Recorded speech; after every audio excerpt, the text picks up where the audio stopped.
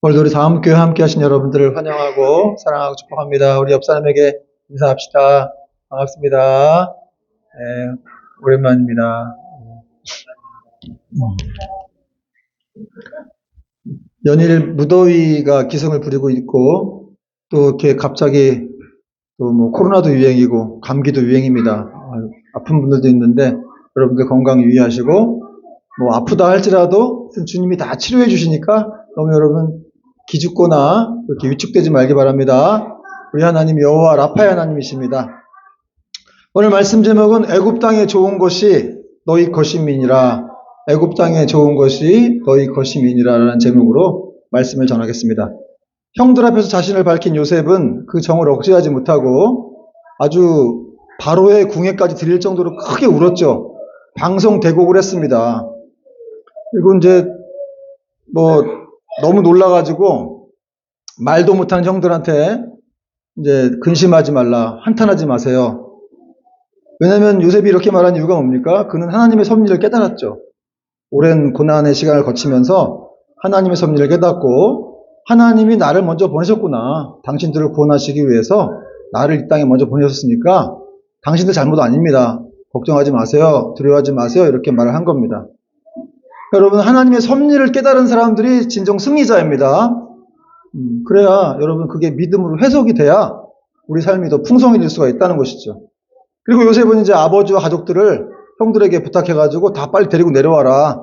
애굽으로 내려오세요.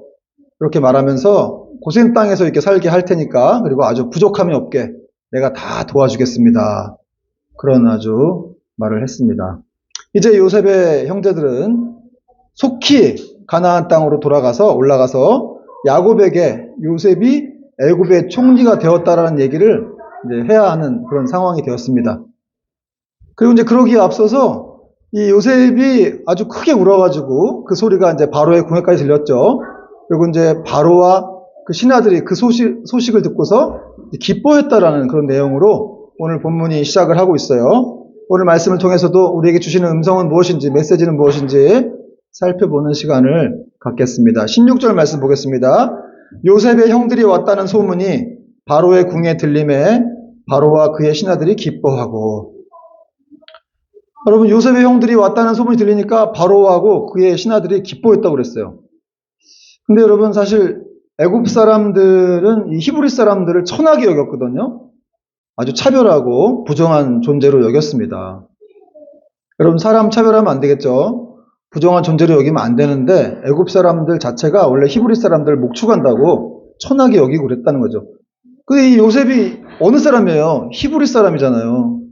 거기다가 듣도 보도 못한 어떤 청년이 갑자기 총리가 돼가지고 이렇게 자기 나라를 이끌고 있으니까 물론 뭐 기근에서 구해주기도 하고 그러니까 이제 바로의 꿈을 해석해가지고 자기 나라를 도와주기도 했으니까 많은 사람들이 좋아도 했겠지만 일부 사람들은 듣보잡 청년이 와서 총리가 되고 있으니까 굉장히 좀 불쾌하기도 하고 기분도 안 좋았을 거예요. 성경에 나오진 않지만. 그런데 그런 말이 전혀 없이 요셉의 형제들과 요셉이 왔을 때 이렇게 신하와 바로가 다 기뻐했다. 이건 뭘 말하는 겁니까, 여러분? 이 요셉이라는 사람이 얼마나 정말 이 바로와 그 신하들에게 신뢰를 쌓았는지, 그렇게 총리를 하면서 얼마나 이 신뢰감을 주고 또 호감도를 쌓아온 사람인지. 그러니까 사실은 이제 뭐 공감 능력도 뛰어난 사람이지만 반대쪽으로 이제 바로와 그 신하들도 이 요셉의 이런 삶을 보면서 어떤 가정사를 보면서 이제 공감을 하게 된 거죠. 그러니까 뭐 히브리 사람 원래 안 좋아하고 이런 걸 다 떠나서 그냥 요셉 한 사람을 통해서 이 요셉의 가족들을 다 좋아하게 되는 그런 일이 지금 벌어진 거예요. 그래서 우리는 이런 요셉의 삶을 통해서 참 그리스도인이란 어떤 사람이어야 하는지, 어떠한 인품의 소유자여야 되는지를 우리가 또 보게 되죠. 배워야 됩니다. 여러분, 성도라고 하는 존재들은 하나님께만 인정받고 칭찬받는 존재가 아니라 사실은 사람에게도 인정받아야 돼요. 사람에게도 바르게 행실하고 또 그들에게 감동을 줘가지고 칭찬을 받는 존재가 돼야 됩니다. 예수님께서도 너희 빛이 사람 앞에 비치게 하여서 그들로 너희 착한 행실을 보고 하늘에 계신 너희 아버지께 영광을 돌리게 하라. 여러분의 우리의 선한 행실을 통해서 그것이 하나님 아버지께 영광을 돌리게 된다는 것이죠. 그러니까 결국 참 그리스도인이라고 하는 존재들은 하나님과 사람에게 다 칭찬받고 인정받는 그런 존재가 되어야 된다. 어렵죠? 여러분 어렵죠? 성도가 된다는 게 참 이렇게 어려워요. 참 그리스도인 된다는 게 하나님께도 인정받고 사람께도 인정받고 어려워요. 여러분 표정 보니까 되게 낙심한 표정인데 나보고 어떡하라는 거죠? 여러분 그래서 감사한 거예요. 우리가 만약에 예수님을 안 믿었으면은 하나님을 의식했겠어요? 그렇죠? 마지막에 우리도 심판이 있습니다. 심판대 앞에 서야 돼요. 누구나 다 서야 돼요. 안 믿는 사람이건 믿는 사람이건.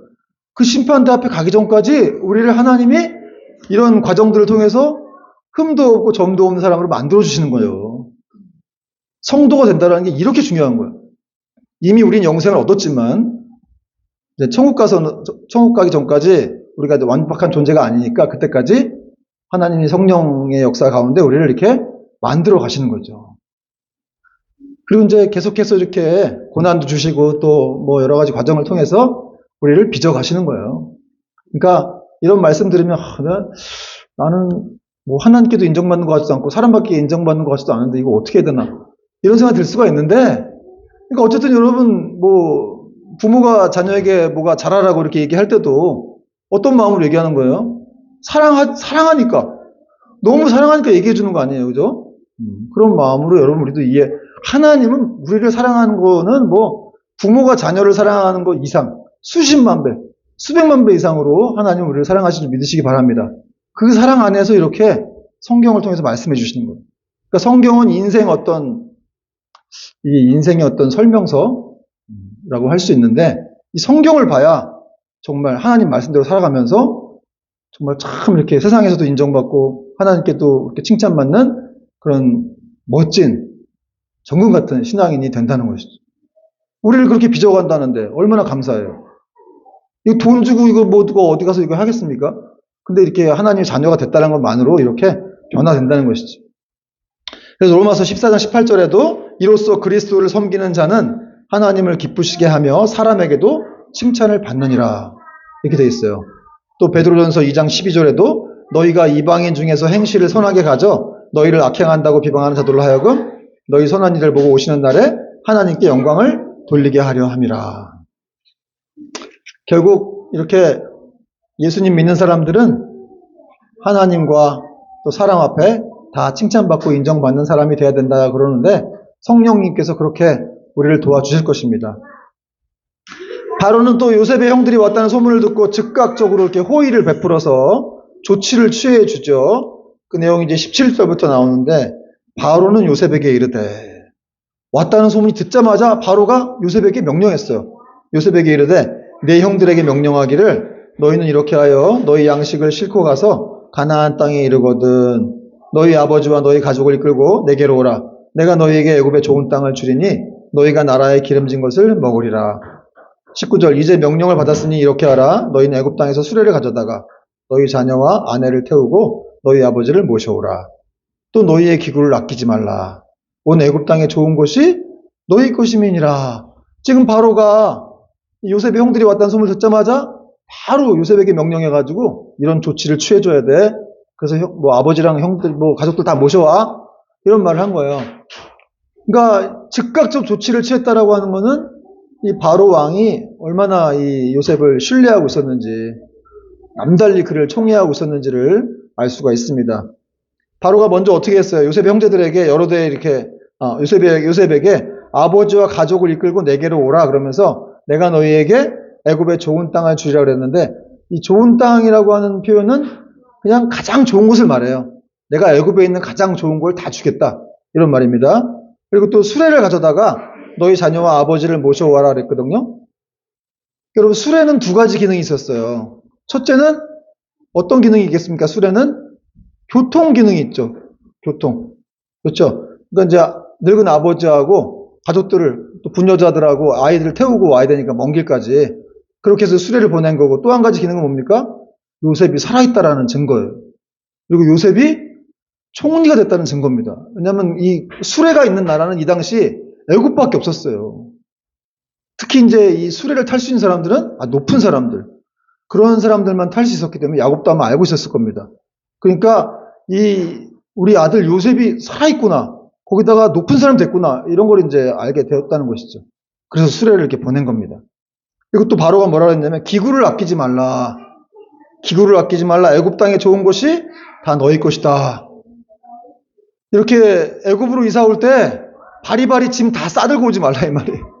그 싸들고 오면서 막 너희가 짐 되게 하지 말라는 거예요. 무겁게 하지 말라. 왜냐하면 내가 여기 애굽 땅에서 좋은 거를 기구들, 그릇들, 뭐 너희 용품들을 다 준비할 거니까 그냥 와라이. 몸만 와라이. 제가 결혼할 때 제 아내에게 몸만 와라 이렇게 갑자기 그 생각이 나네요. 훌륭한 남편인데. 네. 하여튼 뭐 몸만 와라. 여러분 이 정도 이민이면 갈만하죠. 아무것도 없이 그냥 몸만 오라는 거 다 준비할 테니까. 집도 준비하고 그릇, 용기, 뭐 기구, 자동차 다 준비할 테니까 그냥 몸만 오라는 거. 그러니까 지금 바로가 이 요셉의 가족들에게 아주 최고의 예우를 해주는 거죠. 그들의 어떤 애굽의 이주가 뭐 이렇게 뭐 합법적인 걸 떠나서 그냥 국빈 정도 수준으로 내가 너희들 초청하겠다. 이걸 지금 보여주는 거예요. 자, 여러분. 지금 바로가 이렇게 요셉을 누가 시키지도 않았는데 다 해주겠다는 거예요. 그 형들이 왔다니까. 왜 이러는 겁니까? 왜 바로가 이렇게까지 누가 시키지도 않았는데 이 요셉의 가족들, 요셉에게 왜 이렇게 해주는 거예요? 요셉을 사랑하니까, 요셉을 좋아하니까. 하나님을 경외하는 요셉이 정말 바르고, 그냥 자기가 안 믿는 사람이 봐도 너무 바른 거예요. 그리고 참 이 사람이 또 총리로서 일도 잘하고, 또 애굽을 또 이 기근에서 구해주기도 하고, 그런 모든 것들이 다 이렇게 합해져서 요셉을 참 이렇게 잘해주고 싶은 거죠. 근데 사실은 이렇게 요셉에게 막 이렇게 베풀고자 했던 그 바로의 어떤 의도는 사실은 이건 하나님 말씀의 성취이기도 해요. 왜냐하면 이 요셉 가족들, 애굽의 일가가 이렇게 가나안 땅에서 애굽으로 이주하는 거는 뭐였습니까? 하나님 말씀의 성취였어요. 결국 이 사람들이 그 애굽에 가가지고 큰 민족을 이루게 되잖아요. 그러니까 결국 이 바로의 호의, 이런 넘치는 호의는 결국 바로를 통해서 하는 것처럼 보이지만 사실은 하나님이 바로를 통해서 이 애굽 요셉 가족들에게 이렇게 베풀어 주는 것이죠. 여러분 정말 이렇게 말씀에 순종하는 자에게 이런 축복이 임하는 줄 믿으시기 바랍니다. 또 이 말씀은 이런 걸 생각하게 돼요. 세상에 안 믿는 사람도 자기가 좋아하는 사람은 다 챙겨주고 좋은 걸 준다는 거죠. 그러면은 하나님 아버지는 우리 사랑하시죠? 여러분도 자녀를 사랑하시죠? 하나님도 우리를 사랑하세요. 그 사랑이 너무 커요. 자기 아들까지 준 거예요. 그래서 그러니까 세상에 있는 사람들도 자기가 사랑하는 사람, 좋아하는 사람 다 챙겨줘. 있는 거 다 줘. 아무것도 갖고 오지 마. 내가 다 챙겨줄게. 그 하나님은 오죽하겠냐 이 말이에요. 우리에게 어떻게 해주시겠냐. 그래서 가장 좋은 걸 주느니라. 악한 자도 자기 아들 챙길 줄 알고 자기 아들 좋아할 줄 아는데 좋은 거 줄 줄 아는데 하물며 너희 아버지가 하늘에 있는 아버지가 너희에게 좋은 걸 주지 않겠느냐. 이 말씀, 그 말씀이 생각나는 이런 장면들입니다. 여러분, 우리가 정말 이런 이 바로의 이런 모습을 통해서, 바로가 요셉에게 베푸는 이런 호의들을 통해서 우리는 하나님의 사랑을 느껴야 돼요. 그렇구나. 우리 하나님이 나를 이렇게 사랑하셔서 내가 이렇게, 정말 가나안 땅에서 애굽으로 이주할 때도 다 준비해 주시고, 거기 다 이렇게 준비했으니까 그냥 몸만 가면 되는 거구나. 나는 순종만 하면 되는 거구나. 그렇게 이제 말씀해 주시는 것이죠. 근데 여러분 어쨌든 이 야곱 일가가 이렇게 가나안 땅에서 애굽으로 이렇게 이주하는 건 쉬운 건 아니었어요. 왜냐하면 이 사람들이 70명이 돼요. 70명. 거기다가 이제 가나안 땅에 기반들이 많죠. 거기 벌여놓은 사업들이 많을 거 아니에요. 다 접고 간다는 건 사실 굉장히 어려운 일이었어요. 그런데 이들이 이제 순종을 합니다. 결국 왜 순종하겠습니까? 하나님의 더 큰 약속을 바라본 것이죠. 하나님의 더 넘치는 은혜, 더 큰 것을 얻기 위해서 세상에 헛된 것을 버리는 것이죠. 가나안 땅에 있는 거 자기 사업들 기반들 어차피 다 천국 갈 때 가지고 못 가잖아요. 그거 그냥 하나님이 놓고 오라 그러면 놓고 가는 거예요. 왜? 더 큰 축복이 기다리고 있기 때문에 그렇습니다. 그래서 여러분 우리도 이렇게 하나님께 순종하려고 할 때 세상적인 어떤 것들을 놔야 되는데 그걸 못 놓을 때가 많은데 그럼에도 불구하고 놓으세요. 놓으면 하나님이 더 놀라운 축복을 예비하고 계신 줄 믿으시기 바랍니다. 또 요셉은 이 바로의 명령대로 형제들에게 수레와 양식을 주고 형들에게 옷 한 벌씩을 이렇게 마련해주고 또 베냐민에게는 자기 동생이라고 은 300과 옷 5벌을 주면서 형들에게 그랬어요. 가다가 다투지 마세요. 그런 말을 했습니다. 21절부터 24절 보니까 이스라엘의 아들들이 그대로 할세. 참 이렇게 성경이 갑자기 또 이렇게 야곱의 아들들을 이스라엘의 아들들로 표현하죠. 여러분 야곱의 아들, 이스라엘의 아들 이렇게 표현하는 건 뭐라 그랬죠? 이 이스라엘의 아들들은 하나님의 구속사적인 관점에서 생각을 해야 된다 그랬죠. 이 찌질하고 맨날 싸우고 이러는 아들들인데 이 아들을 통해서 나중에 이스라엘이라는 나라가 건국되는 거예요. 그래서 뭐 르우벤 지파, 유다 지파 그런 지파의 조상들이 다 되잖아요, 이 사람들이. 여러분 믿음이란 뭐예요? 이렇게 현실을 바라보는 게 아니라 멀리 내다보는 거예요. 멀리 내다보고 그렇게 믿음으로 이렇게 선포해 주는 것이죠. 너는 누가 될 거야? 너는 훌륭한 사람, 너는 사랑스러운 사람이 될 거야. 너는 하나님이 축복하시는 사람이 될 거야. 사실은 믿음의 생활은 이렇게 언어가 바뀌는 생활이기도 합니다. 근데 우리는 맨날 부정적인 언어, 늘 슬픈 언어, 뭔가 잘못된 언어만. 아니, 우리 자녀들이 그런다고 생각해봐, 우리한테. 아유, 아버지, 내 인생이 뭐가 있어요? 이렇게 우리 집 가난하고 나는 아무것도 없는데. 내 인생도 앞으로 다 꼬일 거예요. 누가 날 도와줘요? 응? 난 버림받을 거야. 이렇게 생각하면 우리가 얼마나 슬프겠어, 자녀들이 이렇게 생각하면. 그렇죠? 그렇듯이 여러분, 믿음의 생활이라고 하는 건 언어 생활에 바뀌는 거예요. 그리고 또 그렇게 언어로 선포하는 겁니다. 선포해야 돼. 자꾸 선포하십시오, 여러분. 믿음은 선포해요. 우리 자녀가 어떻게 될 것이다. 하나님께 쓰임받을 것이다. 요셉까지 될지어다. 모세와 같이 될지어다. 이렇게 선포하는 거예요. 그 말을 하나님이 들으실 줄 믿으시기 바랍니다. 너희가 내 귀에 들린 대로 내가 행하리라. 그런 말씀하셨어요. 이스라엘의 아들들이 성경이 이렇게 표현하고 있는, 이 사람들 지금 찌질한데 지금 자기 앞가림도 못하고 있는데 이 사람 나중에 이스라엘의 아들들이 된다는 거예요. 이스라엘의 아들들이 그대로 할세. 요셉이 바로의 명령대로 그들에게 수레를 주고 길 양식을 주며 또 그들에게 각기 옷 한 벌씩을 주되 베냐민에게는 은 300과 은 5벌을, 옷 5벌을 주고 그가 또 이와 같이 그 아버지에게 보내되 수나기 열필에 애굽의 아름다운 물품을 실리고 암나기 열필에는 아버지에게 길에서 드릴 곡식과 떡과 양식을 실리고 아버지에게 드릴 것도 많이 쌓아놨어요. 뭐 이렇게 애굽에 오실 때 드실 수 있는 간식 같은 것도 다 쌓아놓고 주고 24절 이에 형들을 돌려보내매 그들에게 이르되 당신들은 길에서 다투지 말라 하였더라. 왜 다투지 말라 그랬을까요? 혹시나 이제 길 가다가 옛날에 이제 자기를 팔았던 사건을 끄집어내가지고 이게 다 너 때문에 그런 거 아니야? 여기서 좋았는데 하여튼 가다가 막 다 너 때문이야. 그리고 막 서로에게 전가시키면서 싸울까봐 그러지 말라. 왜 그러지 말아야 됩니까? 왜냐하면 이미 요셉이 형들을 용서했거든요. 그래서 앞으로 그렇게 캐물을 게 아니에요, 이거 사실은. 요셉이 안 캐물을 거예요. 다 용서했어, 이미. 그러니까 뭐 이렇게 싸울 필요가 없는 거죠. 다툴 필요가 없는 거예요. 그러니까 너희들 그렇게 다투지 말고 화평하세요. 나 그럴 거 아니니까 내가 뭐 나중에 이렇게 뭐 뭐라고 해야 되나요? 좀 이렇게 뭐 끝이 좀 남아가지고 이렇게 막 너희들 해코지 할 거니까 그렇게 뭐 다퉈라 이런 게 아니라 난 전혀 그렇게 할 거 아니니까 아무 걱정하지 말고 조용히 갔다 오세요. 평안에 갔다 오세요. 이렇게 말하는 겁니다. 여러분 마찬가지로 우리 주님께서도 우리가 다투지 않기를 원하십니다. 여러분 성도들 자기가 그렇게 자기 핏값으로 산 성도들 아니에요 우리가. 그러니까 이 성도들 간에 다투는 걸 얼마나 싫어하는지 모르세요 하나님은. 사실은 예수님은 우리의 화평이 되신 분이죠. 우리가 화평케 하시기 위해서 자기가 십자가에 못 박히신 분이에요. 그러니까 사실은 우리가 한 아버지를 둔 우리 성도들은 다 자녀들이죠. 결국 천국에서 다 만날 거예요 나중에. 지금 이렇게 교회 안에서도 싸우는 사람도 많지만 천국 가면 다 만나면 나중에 민망할 겁니다. 아 이런 사람하고 이렇게 만나려고 내가 이렇게 싸웠나?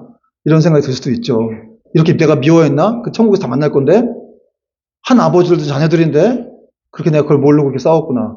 여러분 교회론을 모르면, 이 성경적인 시각을 모르면 이렇게 싸우고 다투고, 이 다투는 거를 예수님이 얼마나 싫어하시고 미워하는지. 여러분, 하나님은 우리가 화평한 존재. 그리고 여러분, 예수님 뭘 하셨어요? 화평케 하는 자는 하나님의 아들이라 칭함을 받을 것이다. 여러분, 주님께서 우리에게 화평하라고 말씀하시면서 11계명을 주셨어요. 사실은 이제 모세 이 율법서에는 이제 10계명만 나와 있죠. 그리고 예수님은 새로운 계명을 하나 더 던져 주셨어요. 그게 뭡니까? 11계명? 내가 너희에게 명하노니, 새 계명을 주노니 서로 사랑하라. 이게 11계명이에요. 여러분, 서로 사랑합시다. 사랑은 허다한 죄를 덮는 거예요.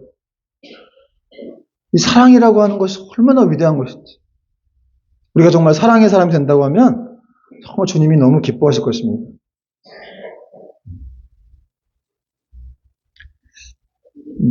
자, 그리고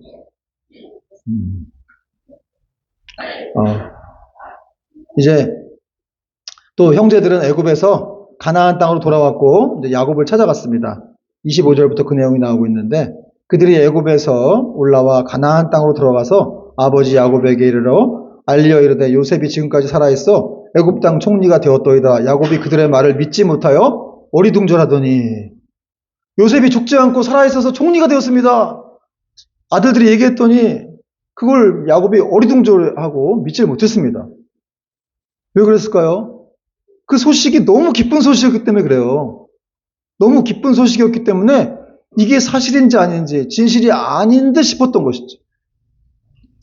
여러분, 우리는 때로 살면서 이렇게 너무너무 기쁜 소식은 잘 믿지 못하는 경향이 있습니다.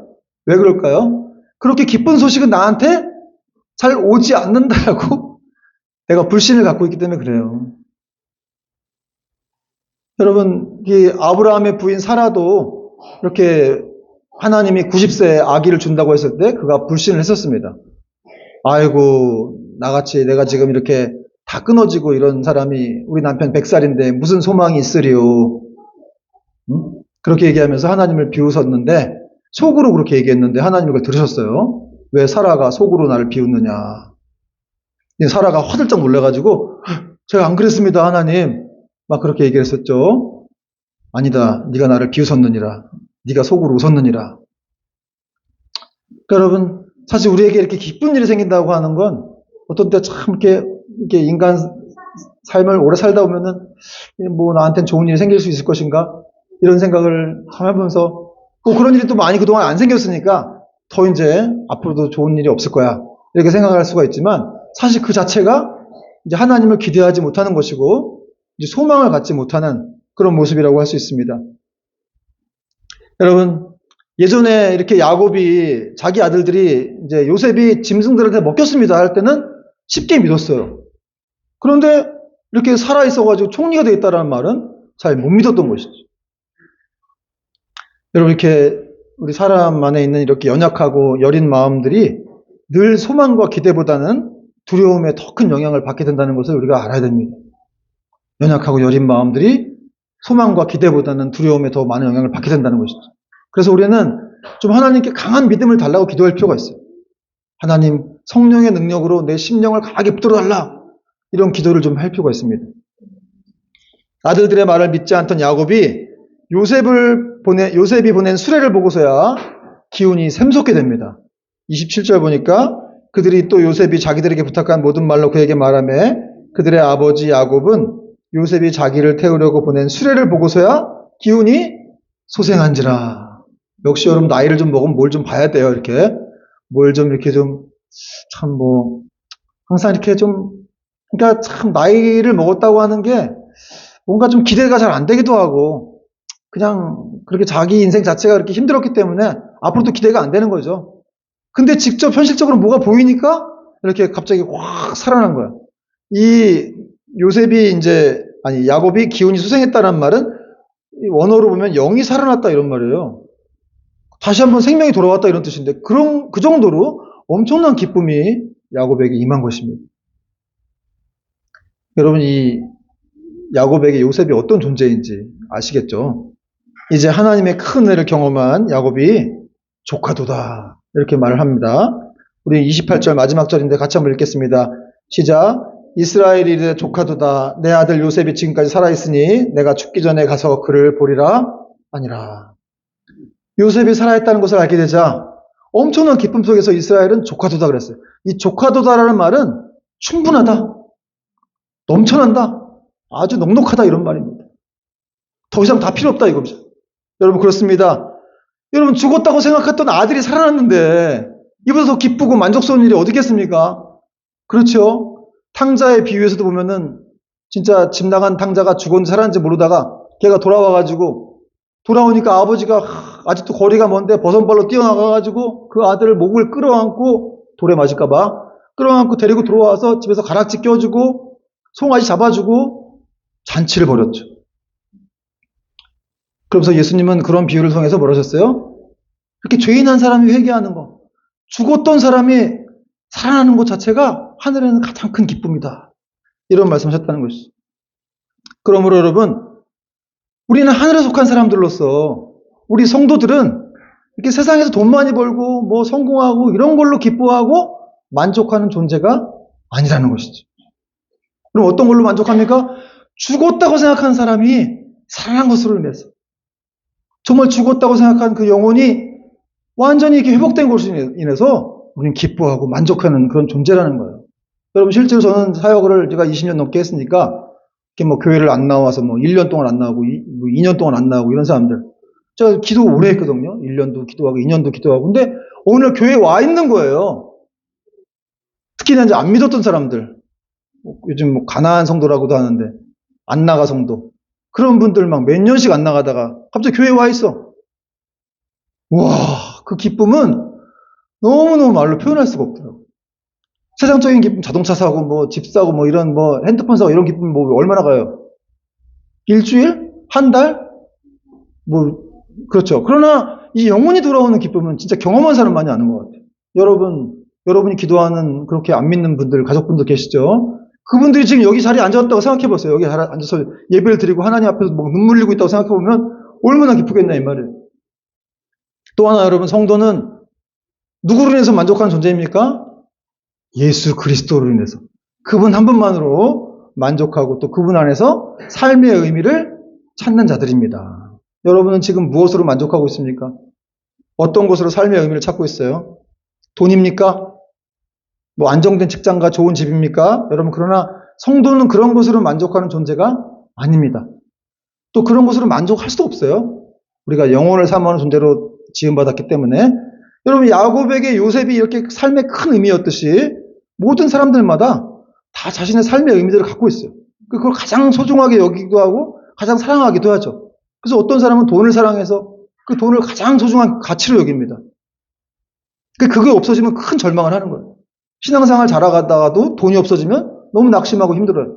어떤 사람은 명예, 어떤 사람은 권력, 어떤 사람은 자녀, 어떤 사람은 학벌. 이게 우상이에요. 그래가지고 거기에 문제가 생기면 뜻대로 안 되면 대학에 떨어지면 너무 큰 낙심을 하는 거예요. 그러나 여러분 그런 모든 것들이 다 유한하다는 거죠. 세상에 있는 모든 것도 다 유한하고 언젠가는 사라지고 말 것들이라는 거예요. 그래서 그런 것들의 삶의 의미를 두는 사람들은 결국 이제 뭔가 뜻대로 안 되면 막 절망 가운데 처하고 낙심을 하게 되는 것입니다. 그러므로 성도가 삶의 의미를 두고 사랑해야 될 대상 그분은 바로 우리 주 예수 그리스도인 줄 믿으시기 바랍니다. 여러분 그분의 나라이고 또 천하보다 귀한 한 영혼이 바로 우리가 삶의 의미를 두고 사랑해야 될 대상이에요. 특히 여러분 예수님을 사랑하시기 바랍니다. 여러분 예수님 사랑하십니까? 네, 여러분 아멘 해야죠. 우리의 생명의 존재, 우리의 생명을 이렇게 부여하신 분이고 지금도 우리를 유지하게 하시는 분인데 그분 없으면 우리는 아무것도 안 돼요. 하나님 없이는 우리는 존재할 수가 없습니다. 그 예수님을 우리가 삶의 의미를 두고 또 그분에게 정말 가치를 둔다면 우리가 어떤 고난 속에 있다 할지라도 우리는 절망하지 않고 다시금 소생함을 입어서 역동적인 삶을 살게 될 것입니다. 요즘에 큐티 본문이 다니엘서인데 여러분 다니엘과 세 친구가 사드락과 메삭과 아벳느고가 이렇게 왕이 만든 그 신상 앞에 절하지 않고 풀무불에 들어갔어요. 그렇죠? 그러자 그때 이 풀무 속에 예수님이 함께 있는 모습을 느부갓네살 왕이 목격을 하게 되는 거죠. 예수님께서 자신을 사랑하고 자신에게 삶의 의미를 두는 이런 다니엘과 새 친구 같은 이런 친구들에게 나타나신 거예요. 그리고 그들을 보호해 주시고 그들을 홀로 있지 않게 하시고 함께 하신다는 것을 알려주신 것입니다.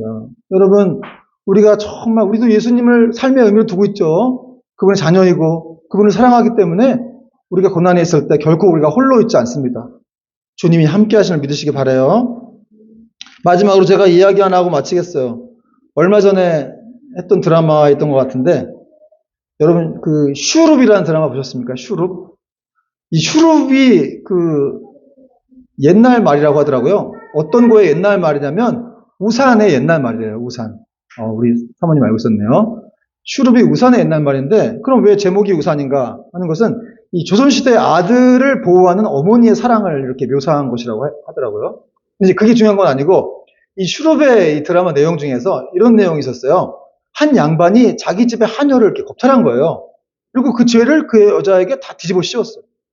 근데 그때 마침 이제 중전마마 우리 김혜수 누님이 나타나셔가지고 그 양반을 뭐라고 하면서 막 이렇게 용서를 빌게 했어요. 그 하녀에게. 그랬더니 그 하녀가 하는 말이 그만하세요. 이렇게 할수록 저는 더 힘들어집니다. 이 집에서 못 삽니다. 이렇게 말을 한 겁니다. 그러자 이 중전마마가 뭐라고 말을 하냐면 아주 멋진 말을 합니다. 걱정하지 마라. 내가 이제 네 인생에 끼어들었다. 여러분 참 끼어들었다는 겁니다. 여러분 중전이 끼어들면 다 말 다 한 거죠. 뭐 양반 나부랭이가 어떡하겠어요. 중전마마인데. 여러분 우리 하나님이 우리 인생에 끼어드셨습니다. 우리 인생에 끼어들었어요. 그냥 하나님이 우리를 만들어 놓고 이 땅에 보내놓고 저 높은 곳에서 폼 잡고 계시는 게 아니라 우리를 반갑만 하고 이렇게 막 그냥 어떻게 살든지 말든지 내버려두는 게 아니라 그렇게 말하면 유단이에요. 그렇게 말하는 사람도 있어요. 그러나 하나님은 우리를 만드시고 이 땅에 보내셔놓고 우리 인생에 개입하셨다는 거예요. 개입하시고 끼어들어서 이 세상을 통치하고 계신다는 거예요. 우리 인생사를 통치하고 계십니다. 여러분 한 사람 한 사람이 그냥 가는 것처럼 보이지만 사실 하나님이 다 섭리 가운데 그 계획 가운데 이렇게 가고 있는 거예요. 그래서 인생이란 하나님이 설계하신 그 계획 속에서 걸어가는 그런 순례의 길이에요. 결코 하나님이 이끄시는 모험이기 때문에 두려워할 필요가 없는 거예요. 특히 우리는 하나님 자녀이기 때문에 어떤 것도 두려워할 필요가 없는 것입니다. 여러분 우리 하나님이 우리 인생에 개입하셨어요. 그것만으로도 우리가 이분에게 인생의 가치를 둘 큰 의미가 있는 거예요. 삶의 목적을 이분에게 두고 살아가야 될 그게 왜 없겠어요? 우리 인생에 개입하셔서 끼어들어서 그 개입했다는 말은 뭐예요? 내가 널 돌보겠다는 거 아니에요? 마치 그 하녀가 두려워하면서 막 하지 말라고 하지만 중전이 끼어들었다. 걱정하지 마. 내가 돌보겠다는 거 아니겠습니까? 여러분 하나님 우리 인생을 돌보십니다. 여러분 이분을 우리가 추구하지 않고 이분을 사랑하지 않고서 무슨 말을 할 수 있겠습니까? 하나님이 우리를 사랑하시는 건 분명해요. 그건 성경에도 써 있어.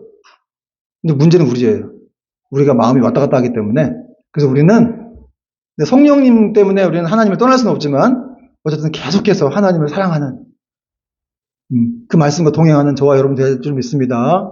여러분 마침내 야곱 가족이 서로 만났어요. 그리고 애굽 위주를 지금 목전에 두고 있습니다. 결국 애굽 위주 할 거예요. 이것은 무엇입니까? 결국 하나님 말씀대로 다 된다는 거죠. 하나님 말씀이 성취가 된다는 것입니다. 그러므로 우리 인생이 우리 연약하고 우리는 실패가 많고 실수가 많지만 그럼에도 불구하고 우리 인생에 끼어든 하나님 때문에 우리 인생의 결국도 우리 마지막도 선한 은혜로 결말이 되어질 것입니다. 여러분 하나님 믿으셔야 돼요. 자기를 보지 말고 하나님 바라보시기 바랍니다. 자기 아들까지 내어주신 하나님, 그 하나님을 안 믿으면 우리가 누굴 믿겠습니까? 그 하나님이 우리를 위하시면 누가 우리를 대적하겠습니까? 여러분 이러한 또 믿음으로 우리가 또 한 주도 하나님과 성령님과 동행하면서 또 믿음의 길을 떠날 수 있는 저와 여러분 되기를 주님의 이름으로 축원드립니다. 아멘.